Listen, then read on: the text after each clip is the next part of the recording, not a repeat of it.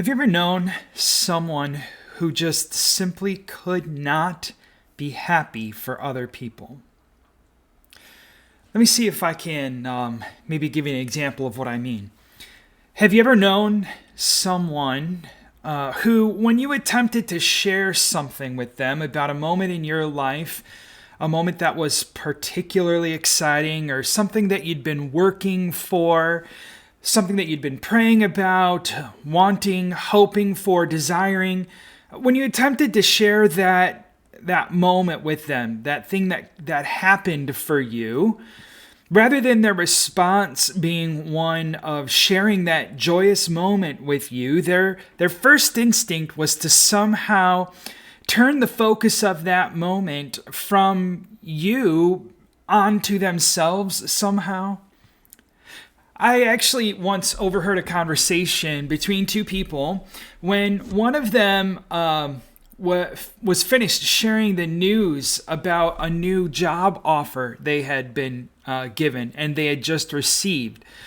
They were talking about this job, how it included a pay that was higher than they expected, better benefits than they could have ever hoped for. It even was going to include some work from home opportunities. They never thought they'd ever have that. When that conversation came to a close, the other party in the conversation merely looked at them and goes, "Well, I guess we know who's got it in good with God then, don't we?"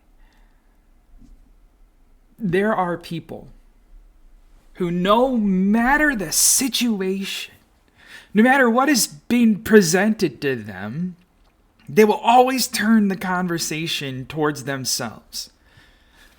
There are people who are like this. They've done it better. They've experienced worse. They've been charged more. Of course, they've suffered more. So many times we actually call these kinds of people one-uppers. There's actually a song from the Broadway musical, Annie, Get Your Gun, that I think is perfect for these kinds of people. It says, "Anything you can do, I can do better. I can do anything better than you." There are a myriad of reasons why people lack the empathy, the compassion, the common goodwill to rejoice when others rejoice and grieve when others grieve. But chief among the reasons that people react this way, respond this way, live this way, is almost always, in fact, is always some mix of jealousy, envy, conceit, and certainly some lack of self-esteem. Jealousy is a terrible trait in any person. Unfortunately, at one point or another, most every person struggles with jealousy in some way in their life. For many people, that jealousy, it might just be something so simple as thinking to themselves, I wish just once things would work out for me like they have worked out for, whoever the person is. It seems like they always seem to work out for that person. But for other people, jealousy can become this all-consuming character trait, one by which they actually become known to other people, and unfortunately, one by which they actually become disliked by other people. So jealousy, envy, that's our topic for this episode of Monday Musings for Monday, March 16th, 2026. I am Pastor Jeremy Heitkam. I'm so glad that you are with me here again on Monday Musings.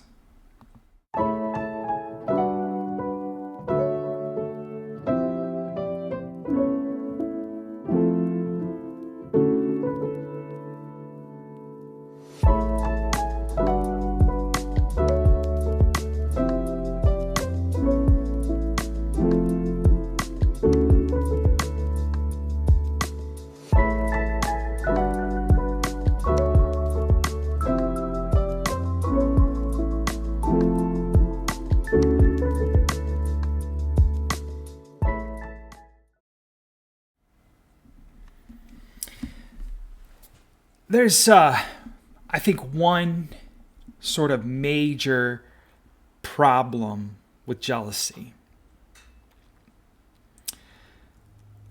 Jealousy is really nothing more than the demonstration, I think, that we are either displeased with God, with what He has given to us, or we are certainly unsatisfied with God in what He has given to us. Now, of course, sometimes in life, we are going to be disappointed by our circumstances. We will not have as many resources as we wish we did or as other people do, nor even as many resources that we think we might need for a given situation. Disappointment in our situation is one thing, and it seems to me that doesn't necessarily always result in a sinful attitude toward God. It doesn't have to be sinful to be disappointed. It's just the reality of our heart when we recognize this is God's response to our wants or our desires in that particular situation. But displeasure, dissatisfaction in our situation, dissatisfaction especially with God, dissatisfaction with how God has provided for us or whatever the situation may be, displeasure. Well, listen, we're not necessarily always going to be thrilled with God's response to our requests, nor will we be thrilled with the situations that we find ourselves in, but we are always called to rejoice in God all the same. We are definitely called to find our satisfaction, to find our contentment in whatever God has given us, whatever situation we are in God, regardless of the situation, regardless of the resources we have. I want you to listen for just a second to King David and how he describes this very truth to us. Psalm 63, verses 1 through 5, it says, well, actually, let me just give you a little bit of context. David here, he finds himself in this situation where there is this terrible, terrible moment in his life. And we're not told exactly what this terrible moment is. We can make some suspicion about what was going on in his life. The little title above Psalm 63 says, when he was in the desert of Judah. Probably what was happening is he was fleeing for his life again because Saul was trying to kill him. But there was some terrible thing that was happening in his life. And then Psalm 63, verses 1 through 5, David says, "You, God, are my God. Earnestly I seek you. I thirst for you. My whole being longs for you in a dry, parched land where there is no water. I have seen you in the sanctuary and beheld your power and your glory. Because your love is better than life, my lips will glorify you. I will praise you as long as I live, and in your name I will lift up my hands. I will be fully satisfied as with the richest of foods. With the singing lips, my mouth will praise you." So here David finds himself in this land which is dry and parched, the desert. There's no water around. He desperately longs for a drink of water more than anything. Now this is, of course, figurative language. It may be literal language. He may actually be in the desert hiding from Saul, but it's also something figurative about him. His soul is in this dry, parched place because he can't be in the temple worshiping. He can't be in the place with God where he would like to be, giving praise and honor. He says, in verse 2. I've seen you in the sanctuary. I've beheld your power and glory. What David is saying is, God, I have been in the really good moments with you. I have been in the really good places with you. We've had incredible times together. This is not one of them. This is a dry place. It's a barren place. It's a place that is really lacking. It's especially lacking of the one thing I desperately need, God. So I want to pause for just a moment there because I'm thinking maybe this is how some of you are feeling this morning. Maybe you look around you and you see people every single day who are enjoying the things that you would like to enjoy. Or maybe you look around you and you see people who are enjoying the things you once enjoyed. The people, the relationships, the life, the wealth, whatever it is. Maybe you see people who are in a really good place. But you yourself, you're not in that place right now. Or maybe the place you're in is a good place, but it's just a different place. And you're not sure that you enjoy that place as much as the place you used to be.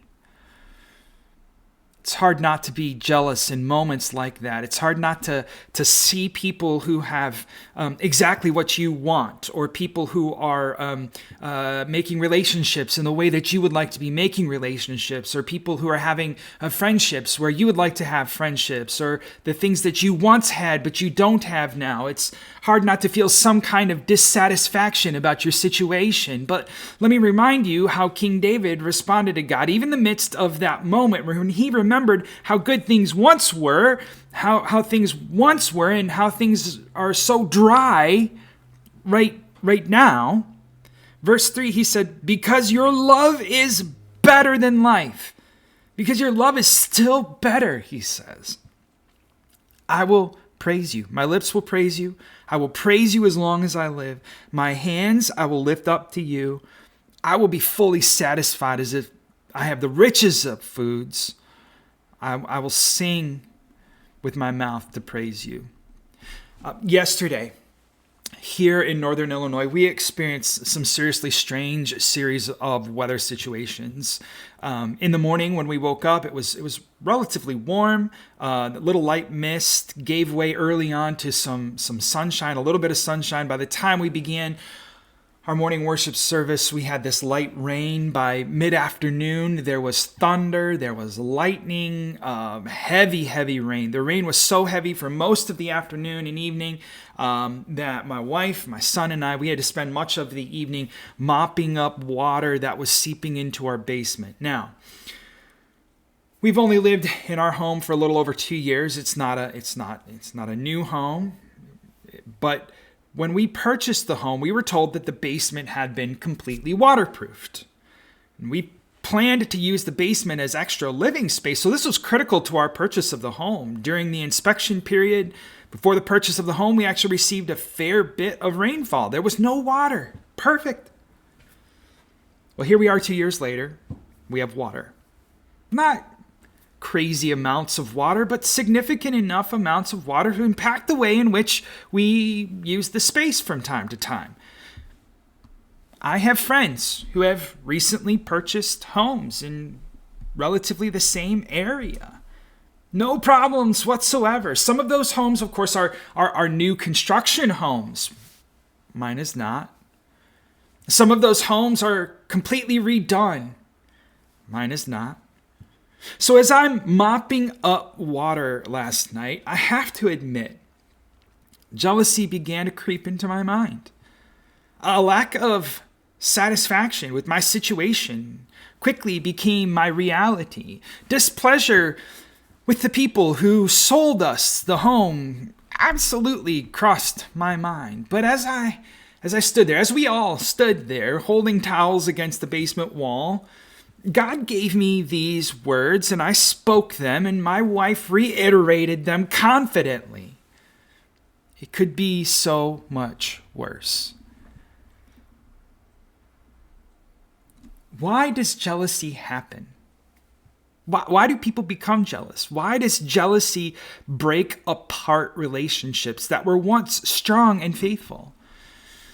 Well, jealousy happens when we let our hearts wander from the understanding that God is our complete source and total source for everything.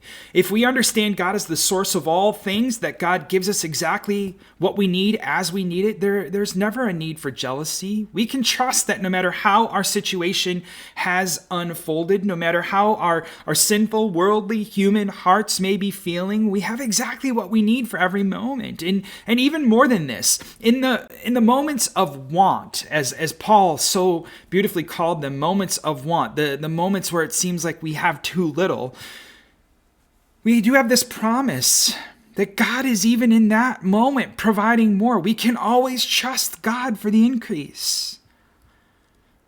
And jealousy also happens when we find our peace, our worth, our value, our usefulness, our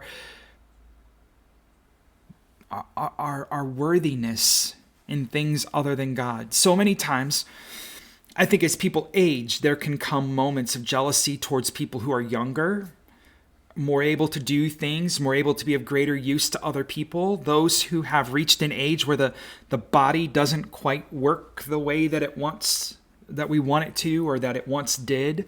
Those who look into the mirror and the reflection is this image of a body that we don't recognize or we don't like. We have friends who are no longer as outgoing as they once were, aren't able to participate in the things we used to do. We can often become very jealous of youthfulness. But this is just one example. Jealousy is the natural result when we equate value, worth, peace, even blessing with anything other than God. So how can we fight against jealousy? How can we defend ourselves against jealousy? Well, we can almost never impact another person's jealousy toward us.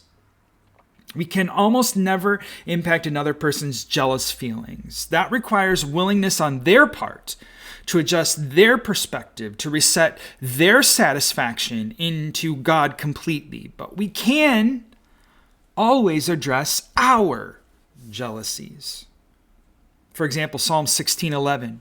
Make known to me the path of life. Fill me with joy in your presence, with eternal pleasures at your right hand. Make known to me, God, what you would have for me. Fill me with what you would have for me. Give me the eternal pleasures you would have for me. Psalm 90:14. Satisfy us in the morning with your unfailing love, that we may sing for joy and be glad all of our days.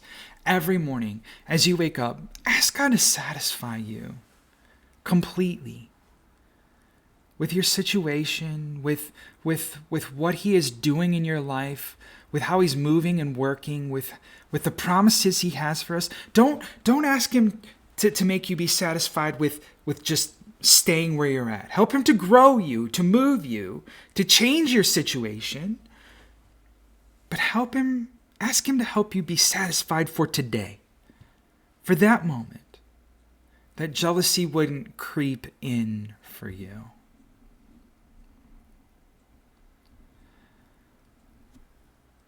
I want to thank you for joining me again today for Monday Musings, the weekly devotional series presented by Cornerstone Faith Community Church in Bloomingdale, Illinois.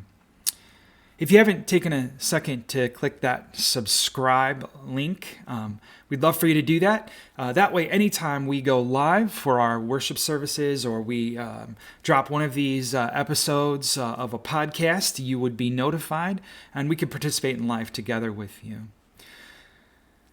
Until we meet again, may God hold you in the palm of his hand.